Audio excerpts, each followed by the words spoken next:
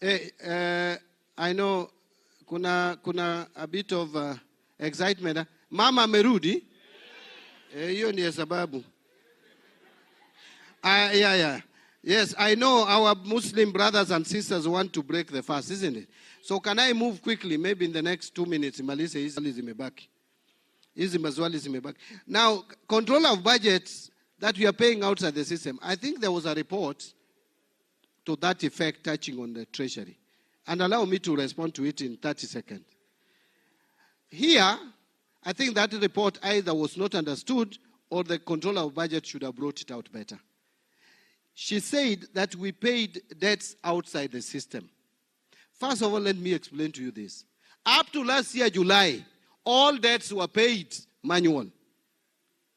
We started automating debt payment from July. We are still in the process. Some we have already onboarded, some we have not onboarded. How does someone again now condemn you for now moving to the best place from a bad one? You have already automated X. You are remaining with Y. Then someone is telling you have not automated Y. We are in the process of automating everything. Previously it was zero. We are now here. And it had to take time because the system as was crafted had categorized expenditures in terms of recurrent and development. That is neither recurrent, neither development. So we had to reconfigure the system.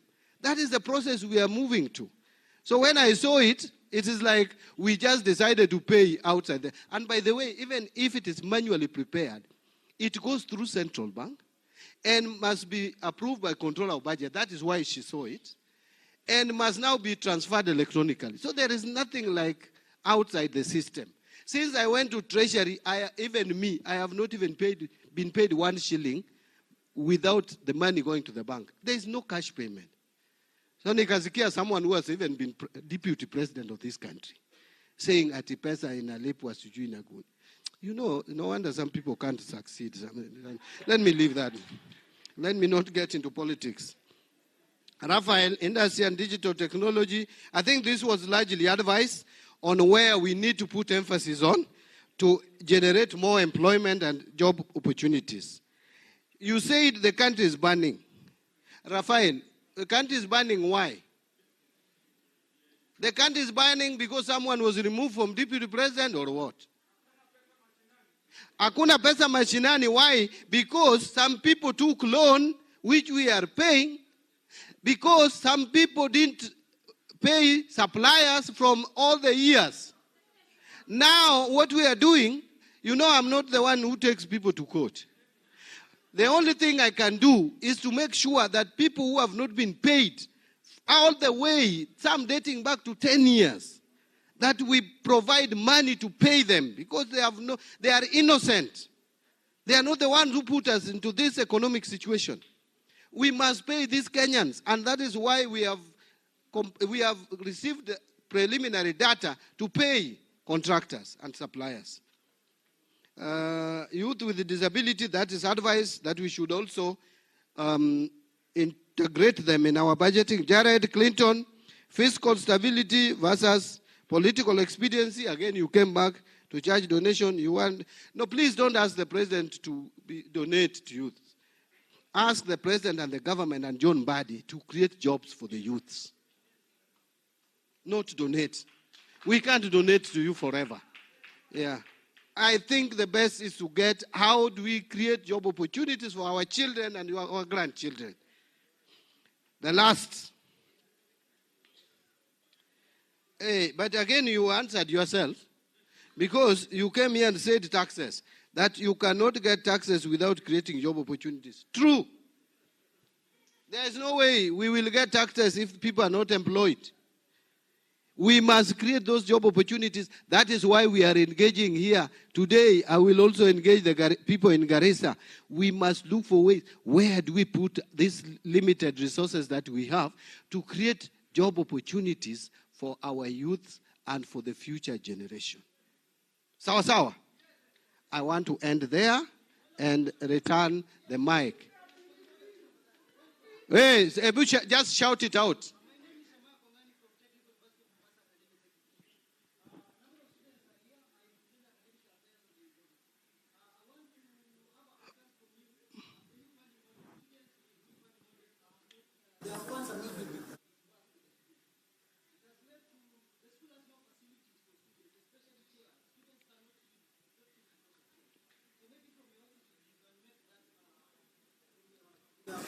That one I will answer you straight away.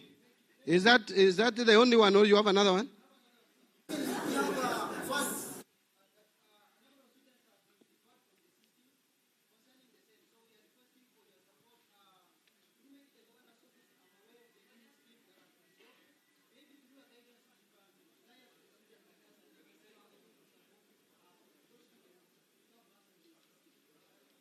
I think now what we'll do, no, our brothers and sisters want to break the fast. Please, I want to respect our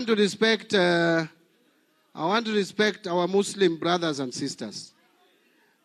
On the issue of university funding and even help, by the way, Treasury has released over 60% of the money. I wish I came with the figures. I will follow up with the ministry and just of education, the line ministry, why there are challenges. On your issue of the system, maybe before I leave, I may need to get your contact. I will invite some students, a group of students. You tell me what exactly is the problem so that we can see how to solve it. So please make sure, my friend, get that gentleman's number. Then we will get back to you by Tuesday. I will make sure you come, maybe with the 2 other students or 3, tukae chini tusikie ni shida iko wapi. Can I now leave it to my sister? Can I leave it to you? You decide what to do? Aye.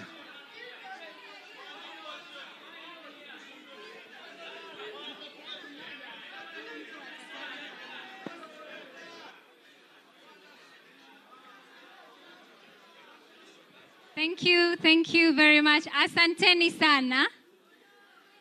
Asanteni sana. Sasa kila mtu amenyosha mkono. Naomba mkumbuke kwamba ndugu zetu pia Waislamu tumefunga.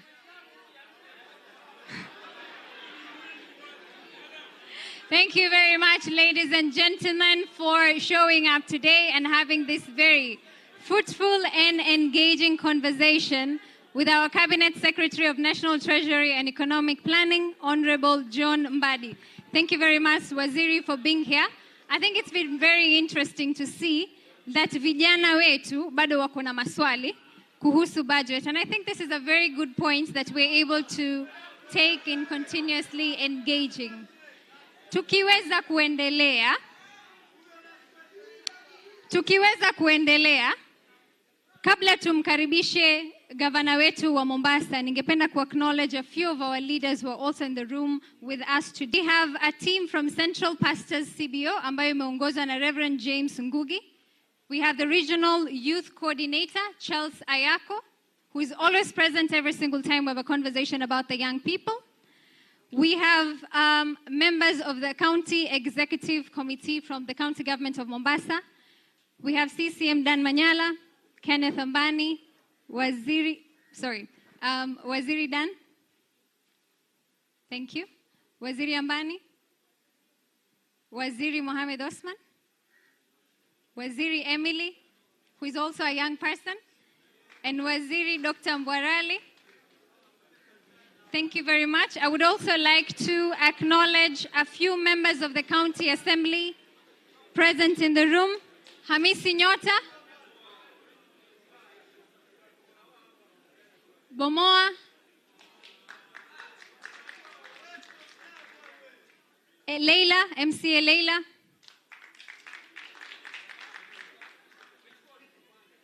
thank you very much, na MCA Letarazi. Asanteni sana. And Mwaka. And not forgetting our Chief of Staff of the County Government of Mombasa, Dr. Noah. Na wengi ambao mumekuja leo kuwakilisha na kuweza kuwa na this conversation of the National Youth Dialogue on the budget process. Ningependa musimame ili munyoshe mikono kwa waziri wetu kwa sababu singeweza kuwatambua nyote.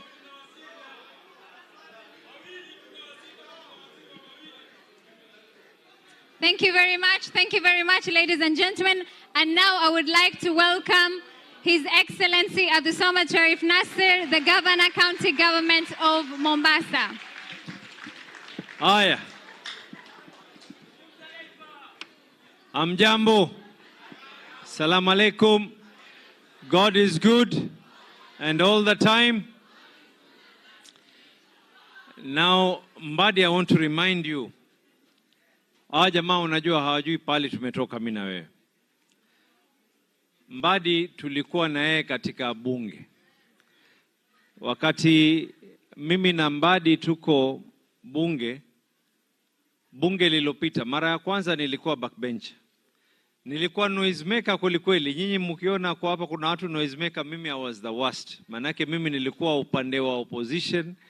Sasa nilikuwa ni first timer, nikifika pale kazi yangu mimi nikiona Mbadi anafanya hivi na mimi nafanya. Akipiga meza na mimi napiga meza na mikono miwili namna hii.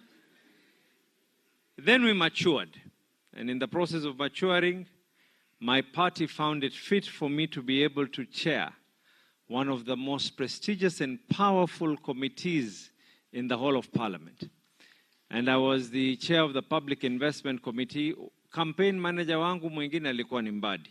Ndo alikuwa anazunguka kuhakikisha, and at that time it was one of the toughest elections.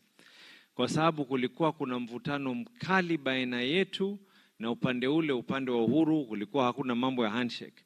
So they said huyu jamaa akiwa ndo chair wa PIC, hapa kutakuwa na matatizo kweli.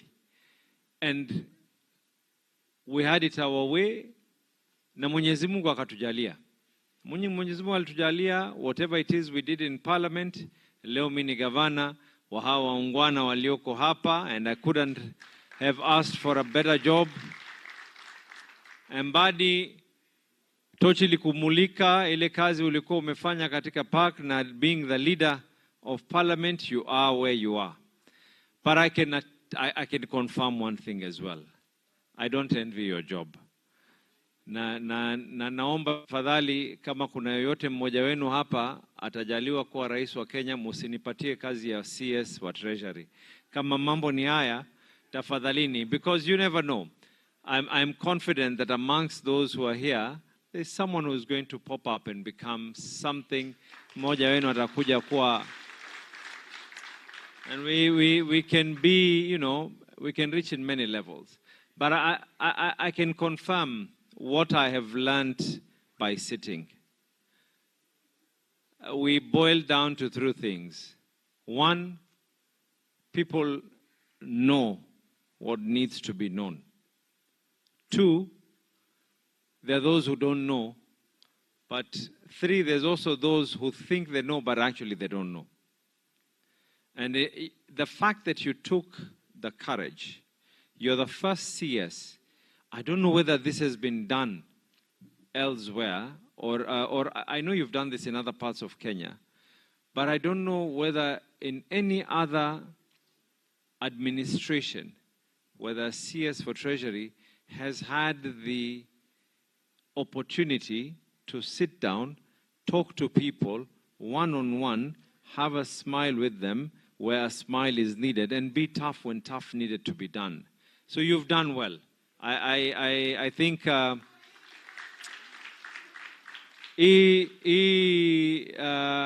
department ya Treasury, kama wako na watu wa communication, they need ile mshahara yao ije kwako pia, kwa sababu you are doing a better job than them in the communication department.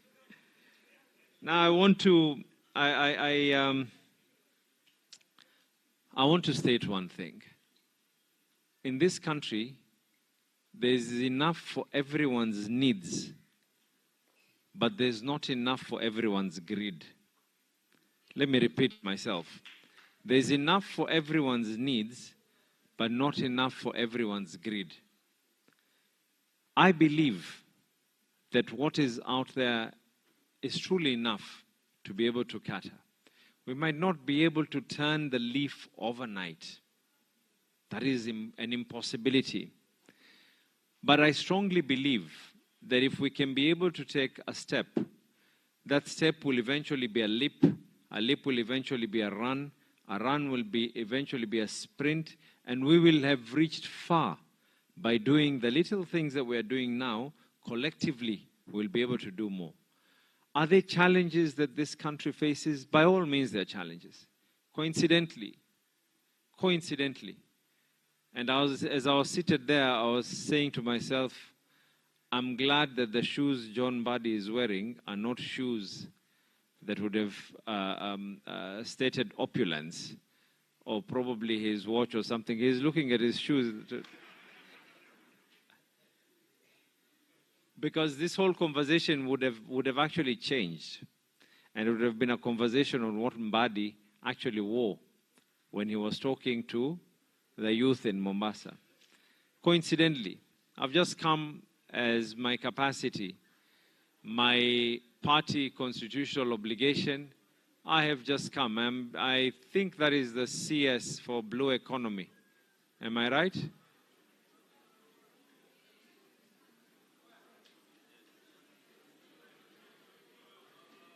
I think that is the CS for Blue Economy.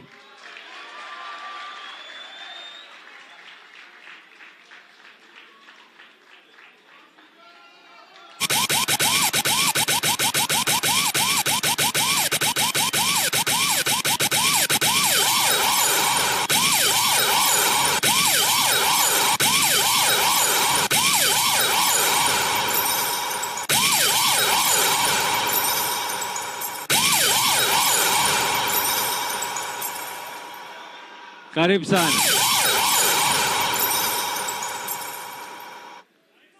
Waziri, takuachia nafasi uweze kuwasalimia kisha waungwana, nitakukaribisha uweze kuwasalimia. Lakini nilikuwa nawaelezea katika mambo ambayo kwamba mumeyazungumza nyinyi hapa leo. Please hear me out very carefully, because I know the life that I've lived being in public office. I know how easy it is for words to be able to be changed. Mimi nimetoka hapa leo, my party ODM has decided to be able to come up with a solution by seeing on a 10-point agenda how we can be able to work together for the benefit of the people. Amongst the issues that we signed and we appended our signature on are the issues that you're talking about. One, where we're going to be able to ensure that there's going to be employment for our young people. That is what we appended our signature on today. Two, how are we going to be able to ensure that we build and we do not claw back on devolution? That is what we appended our signature on today.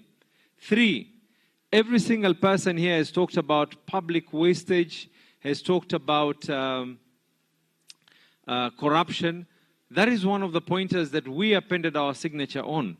I had someone shouting pale nyuma anasema ya kuwa pesa hakuna mashinani. That is one of the things that we actually appended our signature on today. And I want to assure you, it takes time to build, but it is very, very easy to be able to destroy. So give an opportunity. The remaining time, I'm seeing one thing is coming out clear as well. And I don't blame the young people. I truly do not blame the young people. People have lost faith in public offices. And I don't blame you, by the way. If I was you, I'd actually lose faith myself. I truly don't blame you. But we need to ask ourselves, that's the reason why we're called leaders. We need to ask ourselves, it's very easy, by the way, for me to stand here and say I'm denying everything and become a radical and talk all sorts of things. And I'll be able to get my 5-minute fame.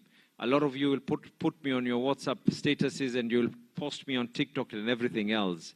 But that does not mean that what I speak and what I do will be able to ensure that you get jobs. I can only be able to get you jobs by ensuring that there's stability, and that stability will be able to bring industries in our county. That stability will be able to bring in investors in our county. That stability will be able to bring in tourism in our county. That stability will now be able to give me an equal opportunity as the governor of Mombasa to have a sit-in without emotions and tell the president of this country that I feel that some of the places where we're wasting out is resources need to go to the devolved units and not go to the state corporations. And Waziri, I want your support on this as well. The most recent one, nimeona KEFIS, something that has already been devolved to the county governments. KEFIS wanataka kuanza kucharge meli, inspection on health and all. What is the purpose of the county governments if that is going to happen? Something that has not only been devolved constitutionally, but even IGTRC recently ensured that we totally separate, and the role of KEFIS is to come up with policies. The county governments are meant to be the implementers. So this is the conversation that we need to have. And I'm looking forward, I'm truly looking forward to seeing the faces that are here 12 months from today, or probably even less than 12 months from today, telling us that truly we made the right decision, we were brave enough, we were bold enough to say that let us put emotions aside and put this country ahead where it needs to be. And I'm confident that we'll be able to take it further.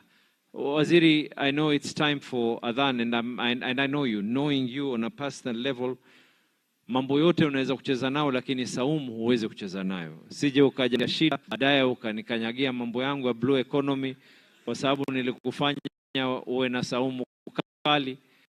Kwa unyenyekevu, hawa watu ulinirithisha wewe. Njoo karibu uweze kuwasalimia.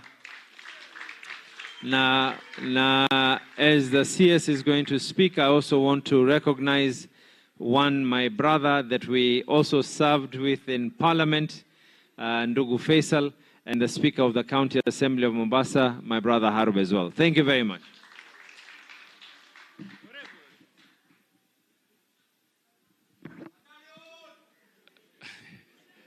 Governor, wewe ni mwerevu sana, sababu kama ungechelewesha sifungue mwadhini tungepambana baadaye. But rafiki yangu na ndugu yangu waziri wa mambo ya fedha na uchumi, Governor Abdul Swamad, Mheshimiwa Faisal Badar,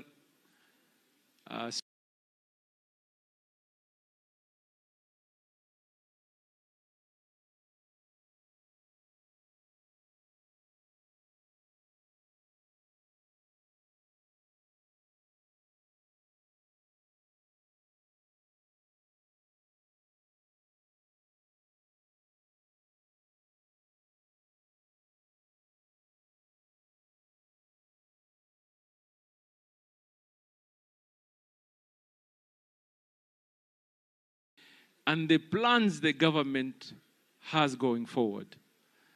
Vile nikamsikia Kansela Kim limona alipost jana. Abdulsamad, ulimona Kim alipost, tuamngoja huyo Mbadi, makansela wa zamani. Sasa nilifikiri utakuja na noma, kumbe untulia tu hapa.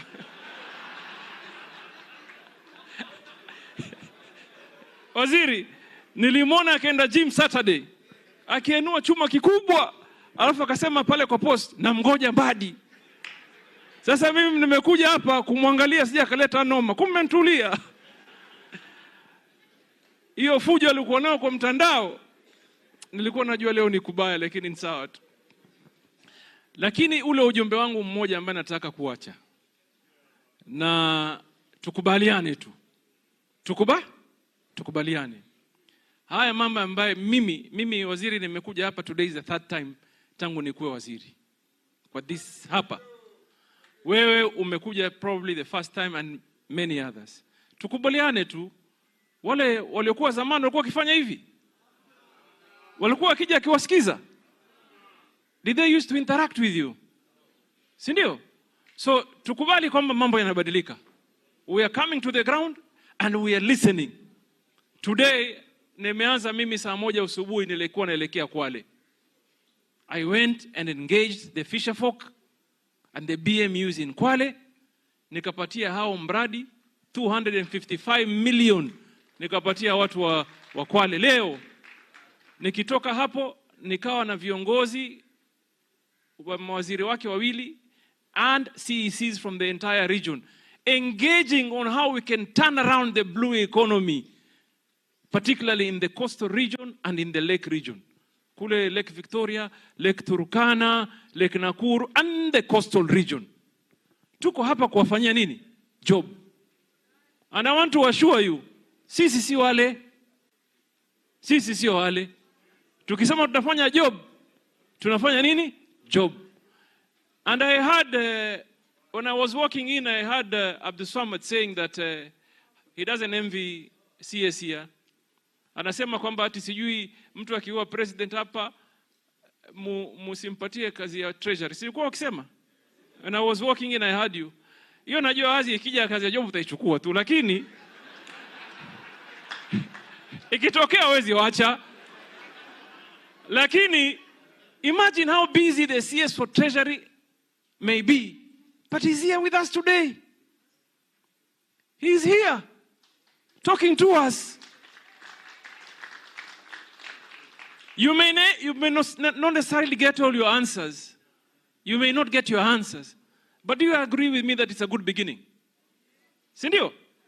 Kwamba badala kuumia na jambo, afadhali uje useme likutoke. Si namna hiyo? So I am encouraged that as much as there are challenges are there. Siwezi kusimama hapa niseme hakuna challenges. Challenges zipo. But for as long as there is the willingness and the commitment to be able to face them and solve them, then we may be on the right trajectory. Tumeelewana? So mimi nawaambia mimi mwenyewe mimi ni mtu ya kusikiza maneno sana and encourage you. I'm sure hapa, who was the master of ceremony? You are the one. I am sure when Mbadi finished, there may be many hands bad as you. Ilikuwa hivyo? Ndio hivyo. So what you need to do is to ask Mbadi, please find time and come back again. Sindio? So CS, nakuomba tu siku nyingine rudia watu wa Mombasa. These are very wonderful people. Mimi bana hawa wamenibeba hapa. Hapa. Nilikuwa nagonga kura mingi. Wapinzani wangu walikuwa nawaosha kweli kweli. Wakija na and really it's the goodwill. It is the goodwill of the people of Mombasa. They are wonderful people. They are wonderful people. They need to understand the issues. We need to engage them. And mimi I'm willing. Mimi sichoki. Mimi nilipumzika from 2022 for 2 years. Sasa niko na energy mbaya ndugu yangu. Niko na energy ile mbaya hajawahi kuwa. Ukiniita saa 1 nitakuja. Saa 2 nitakuja. Saa 3, saa 5 nitakuja. Na ukileta noma hapa ndio headquarter. Ukileta noma hapa ndio nini? Waziri. Ukinisikia kule Nairobi nimesimama alafu nasema kama noma. Kama mbaya ujue si mimi, ni hao ndio nifundisha. Kwanza huyu MC huyu ndio nifundisha. I'm just kidding. Usikufanye ukachochwa bure. But let me just say that I'm grateful that we have chosen the country. Nchi yetu is as important for us. Hakuna kitu zaidi kushinda nchi yetu. And I am in support of the decision and the call ya Raila Amolo Odinga that let us engage collectively, responsibly for the interest of the country. Mimi wajua I solved so many issues. CS. Today there was an issue for the MP from Sambweni here, who came to me, told me the issues, I solved them. I just came from Kisauni. Bezimba ameniambia ana issue ya shamba sijui pale Junda. I am solving it. But you know why? I'm in the inside. Niko ndani, ningekuwa nje ningemsaidia vipi huyu mimi? Ningemwambia pole bro, sijali pole bro. Ningemwambia pole, tulia bana. Ningemwambia pole bro, sijali, utakuwa sawa. Na sitaki kuendelea hapo kwa sababu najua mwadhini uko karibu, sivyo? Niseme mimi mwenyewe nitarudi hapa. We engage you on matters blue economy, matters mining, matters shipping and matters maritime affairs. Na gavana usijali, hiyo umesema kefi kama nini? Kefis. Kefis ndio ya kwangu. Si ni mimi ndio waziri hapo. Sasa wasumbuka nini wewe? Vipi huyu? Gavana waharibu. Wewe unafaa uniambie tu mimi, oe vipi bro? Na mambo yana hii? Mwenyezi Mungu awabariki. Thank you very much once again. Can we have one group photo? Please stand wherever you are. We can have Waziri Mbadi. We can have Waziri Mbadi standing over here. Everyone stand wherever you are.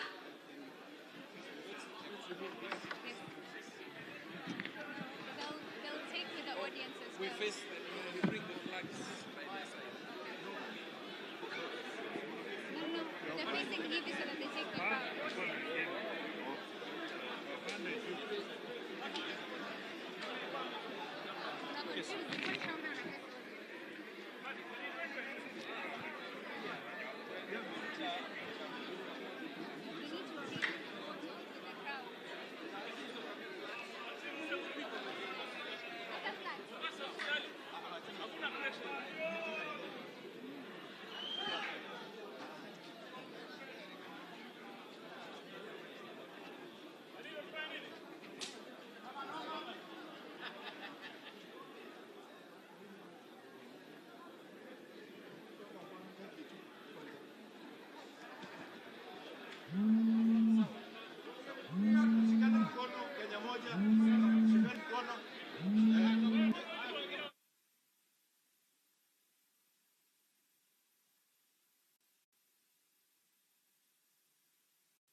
Kila mtu